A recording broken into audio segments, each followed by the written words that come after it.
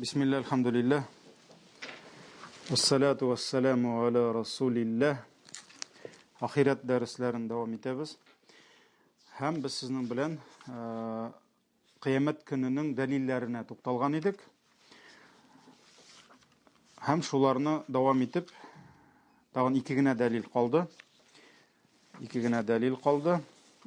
Şunun inşallah tezginalarını o'tib, alga temaga ko'chirga tirishamiz, alдағы temaga. Bizning alдағы dalil Alloh Taala qiyomatni dalilli tabiatda bo'lgan qay bir o'zgarishlar bilan. Chunki biz sizning bilan endi aning turunda сөйләшкәнебез бар. Alloh Taala Qur'oni Karimda еш qына bir әйберне аңлату өчен безгә исебездә калсын өчен, ул инде акылыбызга, зиһенебезгә ныграк кирип утырсын өчен Аллаһ Коръанда бик күп мисаллар китерә. Һәм хәтта Аллаһ Таала нәрсә ди?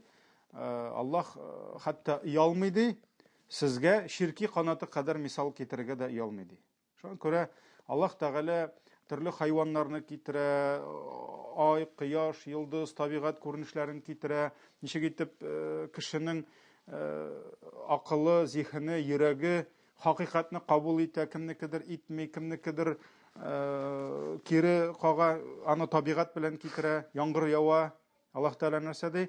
Кайсыдыр җир ул суны сеңдерә ди, һәм җимешләрен бирә ди, уңышын бирә. Кайсыдыр җир үзендә тотып тора ди, хәтта сеңдермәсә дә, ул суны башкалар килеп, хайваннар килеп ишәләр. Шулай бит инде, кайдыр агып китә ул. Менә шуңа күрә Аллаһ бик күп мисаллар китерә. Һәм менә шушы мисаллар арасында Раббыбыз Аллаһ безгә күпмедә булса, күпмедер дәрәҗәдә кыямәтне күзаллау өчен һәм кыямәт көнендә үлгәннән соң терелүне безгә чыннан да була торган әйбер икәнне аңларга ярдәм итә табигатьтәге шушы күренешләр белән. Ничек итеп Раббыбыз Аллаһ иң беренче суны алып, яңгырларны туктатып, эссе, кояш нурларын биреп, Аллаһ Таала киптерә, үсемлекләр кибә, агачлар кибә, һәм бу бигрәк тә инде сүз барамында җылы яклар, шул, сахаралар турында, шулай бит. Аннарысын Аллаһ Таала нишли? Яңгыр яудырып, яңадан шушы үлгән үсемлекләрне, кырган үсемлекләрне терелтә. Бу үзе бер дәлил булып тора. Шуңа күрә Аллаһ Таала безгә Коръанда күп кенә аятларда карагыз ди, күзәтегез ди, күзегезне йомып, анда колагыгызны тымалап йөрегез дими бит. Ул бит әйтә, күрә белегез ди, карагыз ди, күзәтегез, ирәнегез ди. Һәм Аллаһ Таала мәсәлән Рум сүрәсенең 50-нче аятында нәрсә ди? Кара ди Аллаһның рәхмәтенең әсәрләренә ди. Ягъни әсәр эзләре. Кайда Аллаһның рәхмәтенең эзләре күренә. Ничек итеп Аллаһ ди җир үлгәннән соң аны яңадан терелтә ди. Дөреслектә Аллаһ үлгәннәрне дә терелтә ала ди, һәм аның көче һәр нәрсәгә дә җитә ди. Шуңа күрә менә бу табигатьтә барган ел сайын, елына берничә мәртәбә әйткәнебезчә сүз бара, күбрәк менә кыры якларда, ничек итеп шул гарәп якларында, Африка илләрендә Аллаһ Таала беренче үтерә, бернәрсә калмый кебек. Һәм ләкин каядыр аста кала, орлыклары, нигезләре, тамырлары кала, яңгыр ява, шундук бөтен әйбер терелеп чыга. Һәм Аллаһ Таала Фатир сүрәсенең 9-нчы аятында әйтә: "Валлаһу аллази арсала ар-риях". Аллаһ ди җилләрне җибәрә ди. Пәйгамбер саллаллаһу алейһи ва саллям нәрсә диде? Җилне сүкмәгез диде. Гомумән Пәйгамбер саллаллаһу алейһи ва саллям җил чыкса, җилнең сораган хайрын сораган, файдасын сораган, зыяныннан сакла дигән. Чөнки җил бер караганда без җил яратмыйбыз. Ой, бүген җилле көн дип зарланабыз. Балаларны җил булмаса, һавада үзгәреш булмый. Шулай бит. Болытлар килмей, яңгырлар яумый. Ул бит Аллаһ Таала үзгәртә.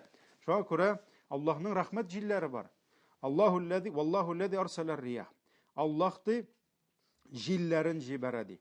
Фатуфиру сахаба. Һәм нишли? Ул болытларны җыя, болытларны күтәрә. Хәтта Беләбез, күтәрә дигән сүз, хәтта аңларга була ничек, чөнки болытлар каян ясала? Су яңгыр болытлары җирдән күт менә. Җирдән парга әйләнеп, шулай бит, менә диңгезләрдән менә Аллаһ Тәгалә хәтта әле диңгезнең пар белән суын гына түгел, ул аның минералларын, бөтен нәрсәләрен менгерә һәм нишли фасуqnahu ila baladin mayyit. Шушы болытларны күтәреп ти Аллаһ Тәгалә транспортировать итә бит инде. Йөзләгән, меңләгән кайбер болытларда тонна су була һәм шушы суларны күтәреп барып нишли ул бит бер тамчы суда килеп төшә безнең кулдан. Әмма Аллаһ ничә тонна болытларны тота һәм кирәк җиргә барып яудыра. Шулай бит. Фасуqnahu ila baladin mayyit, аларны ди үлгән җирләргә илтеп яудырабыз ди, иңдерәбез ди кире. Fa ahyayna bihi al-ard ba'da mawtiha, шулай иттереп җир үлгәннән соң аны терелтәбез ди. Җир үлгәннән соң аны терелтәбез ди. Кәзаликан нушур, һәм Аллаһ нәрсә ди? Кәзаликан нушур, кыямәттәге терелүдә нәкъ шулай булачак ди. Кыямәттәге терелүдә нәкъ шулай булачак ди. Фатир сүрәсе 9-нчы аят. Алга таба безнең Фуссилат сүрәсе 39-нчы аят. Ва мин аятихи, Аллаһ Тәгаләнең бөек аятларыннан. Менә еш кына шундый аятлар очрый, Аллаһның аятларыннан. Среди его знамений дип килә. Нәрсә ул знамение, аят? Һәрбер аят ул Аллаһның бөеклеген, кудрәтен күрсәтә торган бер дәлил булып тора. Шуңа күрә аят аны дәлил дип әйтсәк тә була. Аллаһның мугъҗизалары дип әйтсәк тә була. Мугъҗиза дигән сүз ул башкалар эшли алмый торган. Аның гына кудрәтеннән килә, аның көчен, куәтен күрсәтә торган нәрсә. Һәрбер пәйгамбер мугъҗиза белән килде, чөнки гади кешеләр аны эшли алмый иде. Аллаһның бөек аятларыннан, ягъни аның көчен, куәтен, барлыгын, берлеген күрсәтә торган аятлар, дәлилләрдән аннака тарал арда хаши'a. Син ди кырган, кипкән җирне күрәсең ди. Бөтен кеше күрә, аңа бит инде мөселман булу, иман китерү шарт түгел. Шулай бит. Карыйсың, җир кырган, кипкән, кипкәч ул ярыла башлый, шулай бит. Фа иза анзална алейха алма'a, ләкин кашан шушы кырган, кипкән, үлгән җиргә без ди су иңдерәбез ди, иңдерәбез өстән бит инде, шулай бит. Аллаһ Тәгалә яңгырны мин яудырам ди. Бүтән беркем дә хәл итә алмый яңгырны. Президентлар да хәл итә алмый, министрлар сельского хозяйстволар да хәл итә алмый. G8, G20 җыелып та каядыр утырып, так, анда 20 президент әйтә, "Всё, яңгыр яудырырга ди Европага", шуның кадәр берсе дә хәл итми. Шулаймы? Кем хәл итә яңгырны? Аллаһ гына хәл итә. Хәтта кай вакыт килеп чыга шулай, болытлар килә бу авылга. Берсе дә яумый, китеп бара да күрше авылга ява.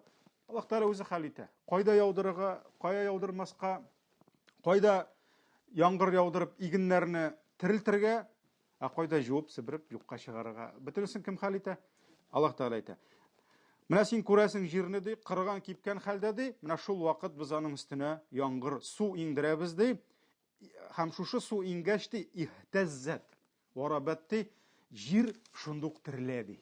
Терелә, битте, тормыш башланды җирдә. Шулаймы? Процесслар китте. Теге кырган, кипкән орлык суны алды да, нишләде? Суны өскә этә башлады. Су эчә һәм өскә этә. Атмосферный давление белән нишли? Өскә тишелеп чыга. Шулай бит инде. Варабат һәм бүртенә кабара башлый. Бүртә кабара башлый ди. Инналлази ахяха. Карагыз нәрсә ди Аллаһ Тәгалә? Менә шушы җирне терелтүче ди, ла мухйил маута, һич шиксез мәйетләрне терелтә ди. Әгәр дә бер кичкенә генә ырлыктан Аллаһ Тәгалә терелтеп агач үстерә икән, менә без сезнең белән сөйләштек, кайбер агачлар аларның зурлыгы, мәсәлән, 80 метр менә ала. Мәсәлән, секвойя агачлары, анда эвкалипт агачлары 80-100 метрга хәтлек менә, башка сыймый, шулай бит. Ул каян чыга? Аның орлыгы менә бу парта хәтлекме? Кичкенә генә орлыктан. Аллаһ Тәгалә шуңа күрә күзегезне ачыгыз инде ди. Акылыгызны, зиһенегезне уятыгыз инде ди. Менә бит буларны сез, ягъни кыямәтне без ел сайын күрәбез. Шулаймы? Без аны һәр даим күреп торабыз. Менә моны терелтүче ди, мәйетләрне дә терелтә ди. Иннаху аля кулли шайин кадир. Дөрестлектә аның көче бөтен нәрсәгә җитә ди. Хәтта авылга кайтыйк инде, примитив мисал, бәрәңгене дә бит берне жалко кисеп салабыз, шулаймы? Күзәнәкне. Ләкин Аллаһ Тәгалә шушы о мин фәлән соты бәрәңге үстердем ди. Үстердең. Эшкәрттең дип әйт. Эшкәрттем дигән. Ләкин үстерүче кем? Аллаһ. Син бит ул ырлыктан тартып чыгармадың күзәнәктән. Жәлләдең бит әле берне салырга да, яртыны гына салдың. Шулаймы? Икегә бүлеп салдың. Син бит аннан анда давление создавать итеп, син бит аны чыгармадың, яфракларын куймадың, чәчәкләрен аттырмадың, төн җиткәч кеше күрмәгәндә ярты чиләк бәрәңгене анда салмадың, син түгел, Аллаһ үстерә. Шуңа күрә үстердем дип әйтмәди, эшкәрттем дип әйтте, утырттым дип әйтте. Аллаһ Тәгалә үстерүче, шулай бит, аның көче бөтен нәрсәгә җитә. وَالَّذِي نَزَّلَ مِنَ السَّمَاءِ مَاءً بِقَدَرٍ. Алдағы аят, Зухруф 11. Ул ди күктән шама белән суны иңдерә ди. Су кирәк, ләкин шамасы кирәкме? Туфан төштеме? Аллаһ Тәгалә нәрсә ди? Күкләргә һәм җирләргә куштык ди, суны иңдерергә ди. Күк белән җир суы кушылды ди. Шул кадәр күп төште Нух вакытында. Хәтта җир белән күк суы кушылды. Артыгы кирәкме? Шуңа күрә бар дога яңгыр сорау догасы. Яңгыр күпкә китмәсен дип, нинди дога бар? Яңгыр туктату догасы. Хавалейна ва ла галейна. Ягъни безнең өчен яу, безгә каршы яумады. Чөнки артыгын яуса, игеннәр дә бетә, бәрәңгеләр дә агып китә. Хәтта кай вакыт пешән вакытында яңгыр кирәкме дип әйтәбез, шулаймы? Шуңа күрә безнең өчен яу, безгә каршы яумады дип әйтәбез. Шуңа күрә Аллаһ Тәгалә нәрсә ди? Аллаһ күктән шама белән суларны иңдерә. Фәаншарна биһи бәлдәтән мәйтә. Һәм шуның белән Аллаһ нәрсә ди? Без үлгән җирләрне терелтәбез ди. Кәзалика тухраҗун. Менә шулай сез җирдән чыгачаксыз ди. Әйдәгез кайтабыз, кассетаны әйләндерик әле берничә дәрескә. Ничек итеп кыямәт җитә дидек? Кешеләр үләчәк дидек. Сөякләргә аерылып, ишереп, юкка чыгачак. Ансы инде билгеле, монда инде дини гыйлем кирәкми. Шулай бит. Әмма ләкин Пәйгамбәрбез саллаллаһу алейһи ва саллям нәрсә диде? Сахих хадистә? Нәрсә кала диде? Бер ырлык кала диде. Хадистә килә, кыйрык сөяге кала дип тә. Шулай бит. Кала ырлык диде. Димәк, нәкъ шүлдәге кебек. Шулаймы? Битте, агач кырды, кипте, кәүсәләре битте, үсемлекләрнең яшеллек юкка чыкты, кырылык, куралар калды, бер нәрсә юк. Ләкин яңгыр яуды да, каяндыр нәрсәдер чыкты. Ул бит каяндыр нәрсәдер үзеннән үзе чыга алмый. Димәк, анда нәрсә калган? Тамыры калган, ырлыгы калган. Кешенең дә нәкъ шулай, полная аналогия. Ырлык ята. Нәрсә көтеп ята? Аллаһның кыямәт яңгырын көтеп ята. Нәрсә дидек? Хадистә килә. Кешеләр чиреп беткәч, дөнья бетә дидек. Сурга беренче тапкыр өрелә. Аннан күпме вакыт үтә дидек? 40. Вакыт юк, тизрәк җавап бирегез. 40 дидек. Әйтмәде 40 көн, 40 атна, 40 ел. Шулаймы? 40 әл-мөхим. Ярар, 40 үтте. Хәзер нишлибез? 40 үтте дә яңгыр ява дидек. Шулаймы? Яңгыр ява дидек. Яңгыр яуды. Шундук нәрсә? Чыкты үсемлекләр. Чыккан кебек кешеләр үсеп чыкты. Шулаймы? Менә нәкъ шул ук әйбер. Карагыз, хадистә килә һәм тормышта шулай. Шуңа күрә башка сыймый торган, аңлап булмый торган монда бер нәрсә дә юк. Кәзалика тухраҗун, нәкъ шулай сез чыгачаксыз. Шуңа күрә ел сайын шушы ырлыкларның чыгып торуы нәрсә? Бу дәлил булып тора безнең дә чыгуыбызга. Соңгы дәлил монда инде күбрәк мантыйкый, логический, логик, монда акылның килешү-килешмәү. Аллаһ Тәгалә хикмәтиясе, шуңа күрә ул нәрсә генә кылса да, аның ул әйбер камил, ахырына җиткерелеп эшләнә. Аллаһ Тәгалә һәрбер эшен ахырына җиткерә. Шуңа күрә булыр булмас, битер битмәс Аллаһның бер әйберсе дә юк. Аның һәр нәрсәсе ахырына җитә. Шуңа күрә әйдәгез алабыз кешелек тормышын. Кеше килә, яни карыннан туа, дөньяга килә, үсә, бәлагатькә ирешә, кемдер сабый булып үлә, кемдер әни карынында үлә, кемдер җан кергәнче үлә, кемдер җан кергәннән соң үлә, кемдер 1 яшендә үлә, кемдер 10, кемдер 100, кемдер 1000 яшендә үлә. Шулаймы? Кемдер гомер буе яхшылык кыла, кемдер гомер буе явызлык кыла, кемдер гомер буе кешегә игелек эшли, кемдер кеше талый, золымлык кыла, кемдер бай яши, кемдер хәерче яши, өчен эшкә ялгап яши, кемдер тук яши, кемдер аш яши. Ягъни кешеләрнең яшәү гомерләре дә төрле, дәрәҗәләре дә төрле, байлык тегесе бусы. Шулай бит, кемнеңдер гомер буе сәламәт, кемдер гомер буе авырудан интегә. Шуңа күрә безнең акылыбыз нәрсә ди? Әгәр дә бөтен кеше менә шулай без күргәнчә үлде дә бетте икән, безгә коммунистлар нәрсә диделәр? Үлде дә бетте диделәр. Шулаймы? Беркем дә терелми, беркемнең дә кайтканы юк әле диделәр. Ну, кайтарсалар бик кайтарлар иде. Шулай бит инде. Ләкин юк. Менә әгәр дә чыннан да бөтен кеше үлде дә бетте икән, сорау туа, а где справедливость? Туамы, юкмы? Алай була алмый берничек тә. Берәү гомер буе интегеп, хезмәт итеп яшәде. Беркемнең көн тимәде, таламады, өчен эшкә ялгап яшәде, ләкин дөрес яшәде, ә кемдер гомер буе кеше талап яшәде. Ничек инде икесе дә 50 ел яшәде, икесе дә үлде. Дөресме, юкмы? Дөрес түгел. Дөрес түгел. Юк монда гаделлек, бу гадел түгел. Сабый бала туды да бер гөнаһсыз китеп барды. Әгәр дә кыямәткә ышанмасаң, бу сорауга ничек җавап бирәсең? Кая ул баланың нинди гаебе бар? Ха? Юк, аның гаебе юк. Шуңа күрә социализм күзлегеннән, атеизм күзлегеннән карасаң, дөнья дөрес түгел. Чыннан да ни өчен күп кешенең сорау туа? Менә хәзрәт ди, сабый бала бер гөнаһысы юк ие, үлде ди. Әгәр дә дөньяга таянсаң, бер сорауга да җавап бирә алмыйсың. Дөрестлек юк. Әгәр дә кыямәтне явап куйсаң, менә дөнья барды да, кыямәт китте, кыямәтне явап куйсаң, кагаз белән, дөнья гына калса дөрестлек булмый. Булмый. Менә берәү килде дә, минем әйберем урлап китте. Күпме хезмәт итеп, күпме тырышып машина алдым, әҗәтләргә шума-шума. Кибеттән чыксам, юк. Милиция эзләде, бөтенесен таба аламы?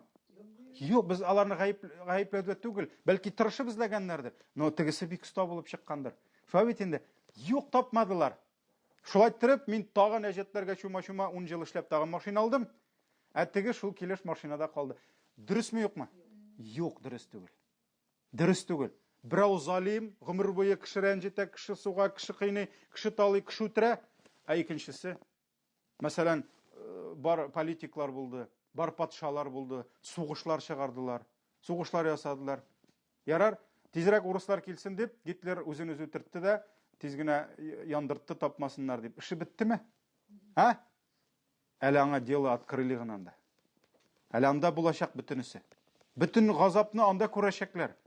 Шуңа күрә кыямәтне явап куйсак, без туктап калабыз. Юк, гаделлек булмый. Әмма кыямәт бар. Без беләбез, ул сабый бала, ул гөнаһсыз. Шуңа күрә ул кайда яши? Ул җмахта яши. Аңа рәхәт анда. Һәм ул анда утырмый, кайтсам иде дөньяга, яңадан әнием янына тип, ул алай дими. Бер шулмаз, ул алай дими. Ул инде әллә кушан җмахта. Аңда рәхәтрәк. Мондага карый. Шуңа күрә кемдер гомер буе кыйналып яшәлгән икән, әмма намусын, динен, иманын югалтмаган икән, кем аны кыйнаган, кем аны алдаган, кем аны урлаган, кыямәттә ул бөтенесен табачак. Бөтенесен китерәчәк. Пәйгамбер саллаллаху алейһи ва сәллям әйтте, кемне бу дөньяда нахакка үтерделәр, мәсәлән, берәүне тоттылар да үтерделәр, белмәй дә ник үтергән. Гаибе дә юк иде. Ул кыямәттә шул яралары белән торачак диде. Канга баткан булачак диде. Һәм үзенең үтерүчесен аңа китерәчәкләр, уларны тотачак та, Аллаһ каршына басып, "Я Раббым, менә бу мине үтерде, сораланнан, минем ни гаибем бар иде" дип әйтәчәк. Менә Аллаһ кемгә бирәчәк, кемнән алачак инде шунда. Шөкүрә бар кыямәт. Бу дөньяда сине рәнҗеткән, синең хакыңа кергән бөтен кешене эзләп табып булмый. Маңа полициядә җитми, маңа прокуратурада җитми, Аллаһтан качып булмый. Шулаймы? Аллаһ аны бу дөньяда да тота, синнән башка да тота улан. Аллаһ Тәгалә кыямәттә дә аны китерә, аны бастыра. Шуңа күрә кыямәт бар. Һәм мөселман кешесе дә тормышта күп нәрсәне яки кыямәткә калдыра. Чөнки бу дөньяда дөреслекне таба булмый. Яки кыямәткә кадәр кичерергә тырыша, чөнки кичергән өчен аңа нәрсә? Әҗр, савап була. Менә шуңа күрә Аллаһ Тәгалә нәрсә ди? Әфәнәҗәлул муслимина кәл муҗримин ди. Нәрсә без ди мөселманнарны гынахка чумган җинаятьчеләр белән бергә куйыкмы ди? Мәсәлән, кемдер мөселман булды, Аллаһка итагать кылды, кеше рәнҗетмәде, кеше берсенә тимәде, гайбәткә кермәде. Мәсәлән, хакыйкый мөселман булып, дөрес итеп яшады.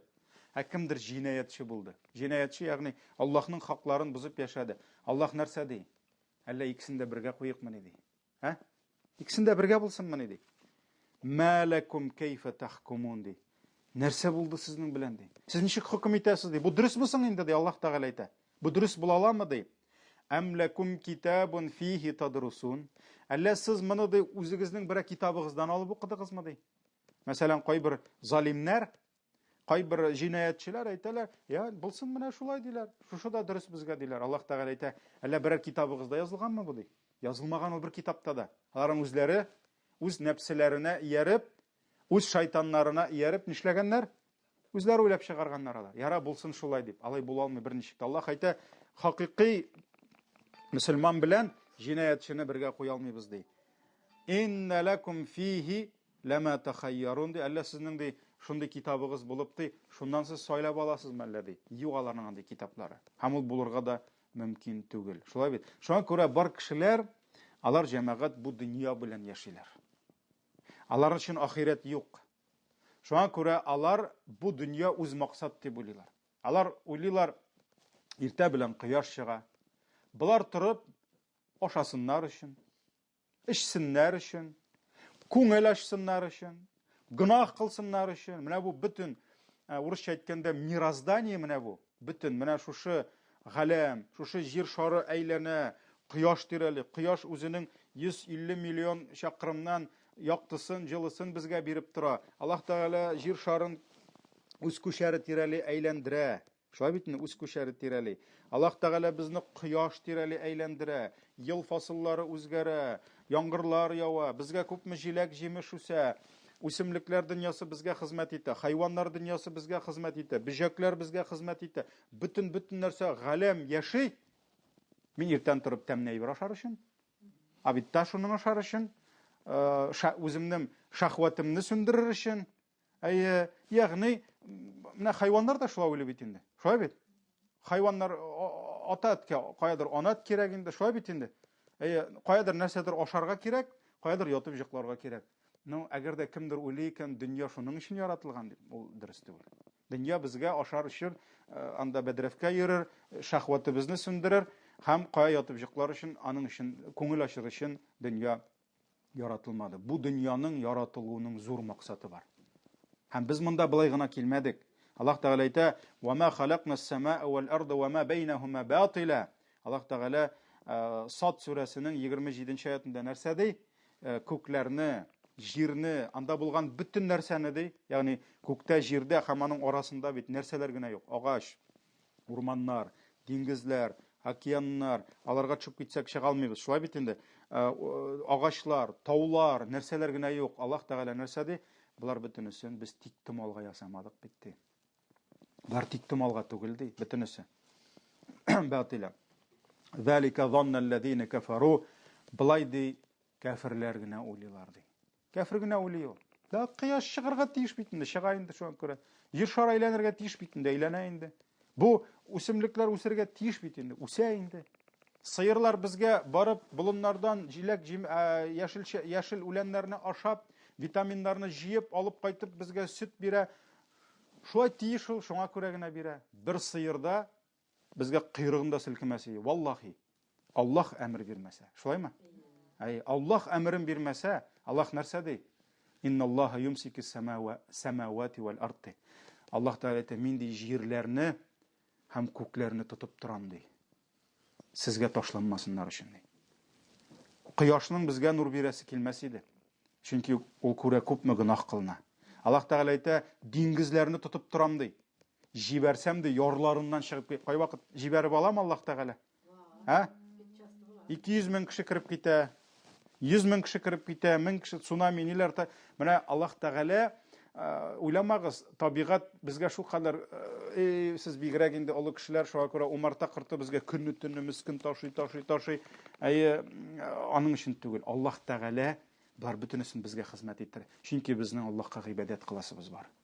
Шуның үшін, шуңа күрә Аллах субханаху ва тағала бізге әйтә, бұлар бүтінісі де тиктімалға түгелде. Һәрберсенең үз мақсаты бар. Һәм бу дөнья ул қияматтан башка була алмый берничектә. Шуңа күрә қиямат кирәк безгә.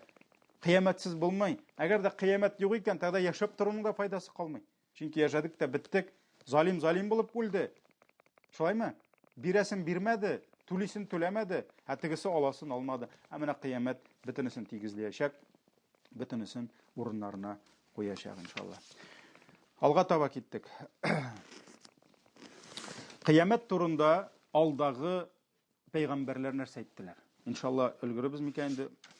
Вакытыбыз күп калмады, 20 минут вакыт калды. 20 ми? Әлбәттә, қиямат турында иң беренче килеп сөйләүче пәйгамбәрбез булмады.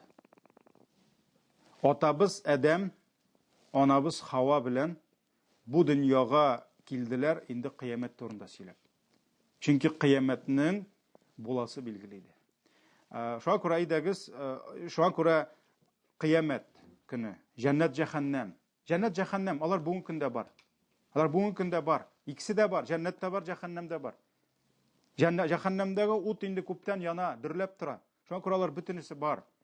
Һәм Коръәндә, Коръәнгә кадәр ингән бөтен китаплар, килгән пәйгамбәрләр бөтенесе қиямат көне бар дип әйтте. Бер генә бер пәйгамбәрне дә без белмибез, қиямат турында сөйләми калган. Бөтенесе сөйләде, бөтенесе бар диде.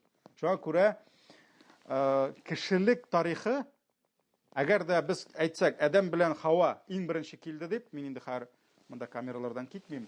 Әгәр дә сызсак, менә бу нине хроника человечества дип әйтим, Адәм белән Хаваны куйсак, һәм без беләбез, кешелек яшәде, пәйгамбәрләр килеп торды һәр вакыт. Шулаймы? Ничә пәйгамбәр килде? 124 мең пәйгамбәр килде. Ягъни пәйгамбәрсез кешелек яшәмәде бер качанда. Соңгы пәйгамбәребез генә пишәт пророков мөхр булып килде. Шулай бит, аннан соң пәйгамбәр килә алмый.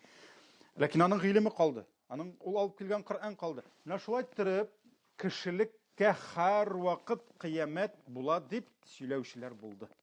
Шуңа күрә пәйгамбәребез килде дә қиямат була дигән сүз ул ниндидер яңалык булмады. Намаз да шулай, ураза да шулай, һәр вакыт булды. Шуңа күрә кешелек һәр вакыт қияматның буласын белеп торды. Һәм менә моңа бик зур дәлил нинди? Қиямат көнендә кафирләрне җәһәннәмгә керткәндә, кафирләрне җәһәннәмгә керткәндә, аларны кемнәр каршы алачак?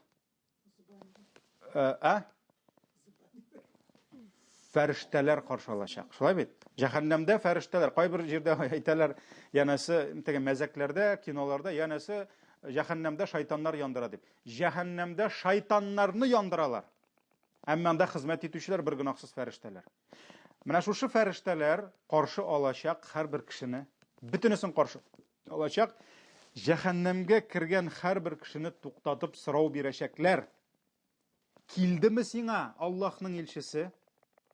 Килдеме сиңа қиямат турында сөйләүче? Син үлгәннән соң тереләчәксең, Аллаһ каршына басачаксың, һәм әгәр дә иман китермәсәң, җәһәннәмгә керәчәксең дигән сүз булдымы сиңа, юкмы дип бөтенесеннән сораячаклар. Һәм бөтенесе әйтәчәк, әйе булды дип әйтәчәк. Бер генә бер кеше дә җәһәннәмгә кергәндә, я не виноват, миңа беркем дә килмәде, мин ишетмәдем, мин аңламадым дип әйтмәячәк. Булачак 4 кеше, аның турында алда була бугайында, булырга тиеш. 4 кеше акланачак, әмма ләкин җәһәннәмгә кергәндә беркем дә әйтмәячәк, миңа килмәде дип. Укыгыз Тәбәрәк сүрәсен.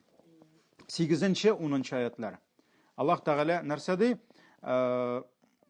Такаду тамайязу минал гайз. Такаду тамайязу минал гайз. Куллама улqiya fiha fawjun sa'alahum khazanatuha alam ya'tikum nadhir ди. Нинди генә төркемне җәһәннәмгә атсалар да ди, аның сакчылары аларга сорау бирәләр ди. Алам ya'tikum nadhir. Неужели сезгә ди кисәтүчләр килмәде ди? Нигә сез җәһәннәмдә ди? Неужели сезгә килеп вагазлар сөйләмәделәр? Сезгә буларны аңлатмадылармы ди? Birsi de aytmayacak, ne deyip, kilmediler, işitmedim, bilmedim deyip. Qalu bela. Alar aytacaklar, elbette kildiler. Elbette kildiler. Qad ja'ana nazir. Kildi bizga kesatuvchi. Kimgadir Musa, kimgadir Davud, kimgadir Süleyman, kimgadir Hud, kimgadir Muhammed peygamber kildi. Kimgadir ustozlar kildi, hazretler kildi, imamlar, obistaylar söyledi, kurshisi söyledi, birga ishlagan ishdagi xotin söyledi. Qiyomat bo'la bit deb. Shulaymi? Kildi. Qad ja'ana nazir. Kildi bizga kesatuvchi. Fakazzabna. Abızanı yolğançı deb aytdik. Bu akiyat sili. Ayaklar sililer inşallah. Fekazzebne. Ve kulna ma nazzalallahu min şey. Hem ayttık de, yok Allah bir de indirmedi de. Yok. Birinci Kur'an'da inmedi, nitmedim. İn entum illa fi dalalin kabir. Siz bitti adaşı bitken kişiler gine de. Yok siz fakat adaşıda gine de. Şulay peygamberlerge ayttılar. Şulay sahabelerge, tabiğinlerge ayttılar. Ustazlarga, galimlerge ham başka. Ve qalu law kunna nasma. Lakin ayttılar nerse? Eğer de biz işitken bulsak şularını de. Tınlagan bulsak de. Av naqil. Akıllarımızga salıp azrakkina uylagan, fikirlagan bulsak da ma kunna fi ashabis sagir. Biz bitti cehennem otunda bulmasaydık de. Biz cehennem otunda bulmasaydık de. Şunduyuk ayet Zumara suresi 71. ayet. Zumara suresi 71. ayet. Ve qala lehum khazanatuha alam ya'tikum rusulun minkum. Sakçılar karşı alırlar da aytırlardı. Arağızdan kilmedimini sen ilşiler. Dinni söylevşiler, dinni anlatışılar, yetluna aleykum ayati rabbikum. Rabbinizin ayetlerin okuşu bulmadı mı sizge de? Ve yunzirunakum liqa yevmikum hada. Ham şuşu günün işraşuun, mene hazır şuşu eybir bulaşak deyip, sizge birisi de kisetmedi mi nisin deyip aytaşaklar. Alar nasıl deyip cevap bere? Qalu bela. Alar elbette kildiler. Velakin haqqat kelimetul azabi alel kafirin. Lakin kafirlerge bulgan sözler hak eken deyip aytaşaklar. Hem cehennemge kireşe. Şuna göre cehennemge kirgende bir kimni de min kirmeyim, min gayipsiz deyip aytmayacaklar. Bütünüsü elhamdülillah Allah hak söylevşi deyip kireşekler. Şuna göre bütün kişiye de cehennemge kirgen erişken bulacak. Erişmegen kişi kirmey. Ne şu ayttırıp bu delil bulup tura nersege? Demek kıyamet günün bilgenler, işitkenler, her bir peygamber kıyamet turunda söylegan. Bana tağın küp kine ayetler kitirge bula, lakin vakitimiz bik az kaldı. İkincisi, Adem bilen Hava. Adem bilen Hava'nı Allah Teala nişletti, icmaktan çıkardı. Çıkardı, lakin çıkarganda nerse dedi? Qala ihbitu ba'dukum li ba'din gadu. Bir-biringizga düşman bulgan halde çıgıgızdı. Yani ayrım çıkardı, ikinci yerde indikile kişiler şulay düşmandaşırlardı bir-birsine de. Gül dost bulmaslardı. Ve lekum fil ardı mustaqar ve mata'un ila hin. Sizge jirde yaşav urunu bulurdu. Hem bilgili bir vakitka kadar bulursunuz anda de. Qarağız nerse de? Mengilikka değil mi? Yok. Bilgili bir vakitka kadar de. قال فيها تحيون وفيها تموتون. Hem Allah Teala nerse de? Siz anda yaşayacaksınız de. Siz anda öleşacaksınız de. Ve minha tuhracun. Hem jirden geri çıkacaksınız de. Niçin çıkabız? Kıyamet gününe. Şulay bitindi. Bu A'raf suresi 24. 25. ayetler. Hatta şeytan da bildi mi kıyamet günün? Ha? Allah Teala şeytanını Adem'ge secde kılmagan için kuğandan soň şeytan nişik dip dua kıldı? Ha? Ya Rabbim meni kaldırsaňy kaçanga kadar? Kıyametke kadar. Şeytan kıyametini bile. Şuna göre ol nerse dedi? Dünya bitkençi kıyametke kadar. Qala Rabbi fa'anzirni ila yevmi yub'athun. Ya Rabbim de meni kişiler yanadan tirilesi günge kadar kaldırsan idi, mena vakit bersen idi de. Qala fa innaka minel munzirin. Dürüstlükte sen bit vakit berişidi ila yevmil vaktil ma'lum. Bilgili bir vakiti bilgilengen günge kadar de. Yani kıyamet turunda söz var. Şuay mı? Sad suresi 79 81. Hem biz Kur'an-ı Kerim'de kurabız zor peygamberlerinin nişik kıyamet bilen kisetülerin. Mesela Nuh peygamber. Nuh suresi 17-18. ayetler. Nuh aleyhisselam Үз халқын нәрсә дейді? Пророк Ной деп әйтә безне, шулай бит? Нух алейхиссалам әйтә, Аллах сезне җирдән чыгарды ди, үстереп чыгарды ди, үсемлек кебек ди. Үсемлек кебек сезне җирдән чыгарды ди. Соңыннан ул сезне шунда кайтарачак ди, һәм яңадан шуннан чыгарачак ди. Ягъни сез үлгәннән соң нишләячәксез диде? Тереләчәксез диде. Нух сүрәсе 17-18. Киттек Ибрахим. Ибрахимга керсәк, дәресебез точно үтә. Бөтенесенә кайтмыйбыз. Ибрахим пәйгамбәр. Коръәндә генә күпме аятлар килә Ибрахимның нәрсә? Менә шушы кыямәт турында сөйләшү. Мәсәлән, Ибрахим дугасы дип килә. Кем белә? Раббана гфирли ва ли валидайя ва лил муъминин яума якумул хисаб. Я Раббым, кишер мине, минем әтиянимне, һәм бөтен мөэминнәрне, кайсы көнне? Яума якумул хисаб, хисап торгызылачак көнне ди. Ягъни кыямәт көнне кишер безне ди. Менә бу Ибрахим сүрәсе 41-нче аят. 41-нче аят. Һәм моннан тыш күп. Мәсәлән, Ибрахим алейхиссалам дуга кылды. Ваҗгальни мин варасати җаннатин нагим ди. Миңа ди җәннәтне мирас итеп алучылардан кылсаң иде мине ди. Ягъни җәннәт турында әйтте. Вагфирли аби иннаху кана мин ад-даллин. Әтиемне кичерсәң иде, чөнки ул адашучылардан булды ди. Вала тухзини яума юбгасун. Һәм кешеләр яңадан тереләчәк көнне мине хурлыкка калдырмасаң иде ди. Ягъни нәрсә турында бара? Кыямәт турында. Шуңа күрә кыямәт турында ул җиткерде кешеләргә. Муса алейхиссалам Таха 14-16. Таха сүрәсе 14-16. Менә монда килә: "Инна саата атия", дөреслектә кыямәт көне һич шиксез җитәчәк ди. "Акаду ухфиха", һәм Аллаһ Тәгаләнең сүзе китерде. Аллаһ мин аны яшерәм ди. "Литуҗза куллу нафсин бима тасга", һәрбер кеше, һәрбер җан иясе кылган эшен алсын өчен ди. Кылган эшен алсын өчен ди. Ягъни Муса алейхиссалам да белән дә сөйләшкәндә Аллаһ Тәгалә кыямәтне җиткерде. Кыямәтне җиткерде. Шулай ук Муса алейхиссалам Фиргаунга бит инде кайтып җиткерергә тиеш. Шулай бит? Фиргаунга кайткач та Аллаһның шундый сүзләрен җиткерде. Без сезләрне җирдән яраттык ди, без сезләрне җиргә кайтарабыз ди, һәм шуннан яңадан чыгарабыз ди. Бу Таха 55 булды инде. Бая укыдык без аны, шулаймы? Менә шуңа күрә бу Мусаның Фиргаунга әйткән сүзләре, Аллаһ Тәгаләнең сүзләрен җиткерде.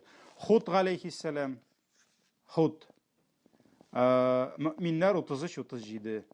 Мөэминнәр 33-37. Менә монда дагын ин хия илля хаятуна дунья. Дөрестлектә бу ди фақат безнең дөньядагы тормышыбыз гына ди. Намуту ва нахья ди. Намуту ва нахья ди. Ягъни без үләбез һәм тереләбез ди. Ва ма нахну бимабуутин. Һәм нәрсә дип әйттеләр инде? Ягъни бу китерә кафирләрнең сүзләрен китерә. Ягъни Аллаһ Тәгалә әйттеләр алар ди. Бу безнең дөнья тормышыбыз гына ди. Без монда үләбез дә тереләбез һәм без әлбәттә кире кайтарылмыйбыз дип әйтте ди. Кире ягъни кубарылмыйбыз дип әйттеләр дип, бу аларның сүзләрен китерә инде. Булай, чыннан да Худ алейхиссалам аларга аңлатып килде. Шугайбның килә Ганкабут 36 Үрмәкүш сүрәсе. Эй халкым ди, Аллаһ Тәгаләгә гыйбадәт кылыгыз һәм ахыр көнне көтегез ди. Ахыр көнне көтегез ди, җир өстендә бузыклык кылмагыз ди, явызлык таратмагыз ди. Ганкабут 36. Юсуф алейхиссалам да шулай ук Юсуф сүрәсе 101-нче аят, 101-нче аят нәрсә диде? Фатирус самавати вал ард, син күкләрне һәм җирне яратучы, анта валийи фид дунья вал ахира, син минем саклаучым, яклаучым дөньяда да, ахирәттә дә. Таваффани муслиман, мине мусульман хәлдә җанымны алсаң иде. Ва алхикни бис салихин, һәм мине изгеләр белән изгеләргә тоташтырсаң иде ди. Ягъни сүз бара теге дөнья турында. Шулай бит Юсуф алейхиссалам. Һәм шулай ук килә пәйгамбәрләргә ияргән кешеләр турында. Мәсәлән, Муса алейхиссаламга ияргән Фиргаун гаиләсеннән булды мөэмин, Аллаһ Тәгаләне инде иман китерүче дип әйтә. Ул дагын кисәтте, мәсәлән, Гафир сүрәсе 32-33. Я кауми иннама һадихил хаятуд дунья. Эй халкым ди, дөреслекдә бу битти дөнья тормышы ди, матаа ди. Ул битти вакытлыча бирелгән ди, үтә дә китә ди. Ва иннал ахирата хия дарул карар. Абит ахират ул ди мәңге кала торган урын ди. Ягъни дөнья үтә дә китә ди, дөньяга алданмагыз ди. Ахират битти мәңге кала торган урын ди. Һәм алга таба җәннәт җәһәннәм турында әйтте. Аннарысын хәтта Фиргаунның сихерчеләре, Фиргаун бит инде кешеләрне дер селкетеп, үзенә табындырып торыр өчен кулланды кемнәрне? Сихерчеләрне. Шулай бит. Муса алейхиссалам хакыйкать ирештерде. Һәм беләбез, Муса алейхиссаламга алар вызов ясадылар. Анда 70-80 нәпме сихерче җыелды бер мәйданга. Фиргаун халыкны җыйды һәм әйтте, юкка чыгарабыз бу Мусаны диде. Шулай бит инде. Хәтта Муса куркып калды.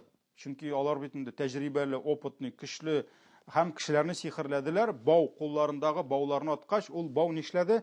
Җыланнар булып күренде күзләренә. Хакыйкатьтә ул җылан түгел иде. Шуннан ул куркып калды. Аллаһ Тәгалә нәрсә ди Мусага? Курыкма дип әйттек ди. Һәм кулыңда булганны ташла ди. Таягын ташлады. Ул чын еланга әйләнде. Һәм фәришәниләр, сихерчеләр профессиональ күзлектән карап, алар аңладылар, бу нәрсә? Бу сихер түгел, бу чын елан. Һәм алар Аллаһ Тәгаләгә сәҗдә кылдылар. Һәм шунда Фиргаун нәрсә диде? Ул сезнең устазыгыз, сез говорились диде, һәм башка. Һәм менә шунда инде алар нәрсә дип әйттеләр? Җавап буларак, дөреслектә без Раббыбызга иман китердек ди. Ул безнең гынахларыбызны кичерер, һәм син безне мәҗбүр иткән сихерчелекне гафу итер дип әйтте ди. Аллаһ хәерлерәк ди һәм мәңгерәк ди. Һәм нәрсә ди? Кем Раббысына гынах белән кайтса, аңа җәһәннәм уты әзерләнер ди. Ул анда үлмәс һәм яши дә алмас ди. Чөнки җәһәннәмдә яшәп дип әйтеп булмый. Чөнки ул тормыш түгел, анда газап. Һәм ул үлә дә алмый, бик үлер иде.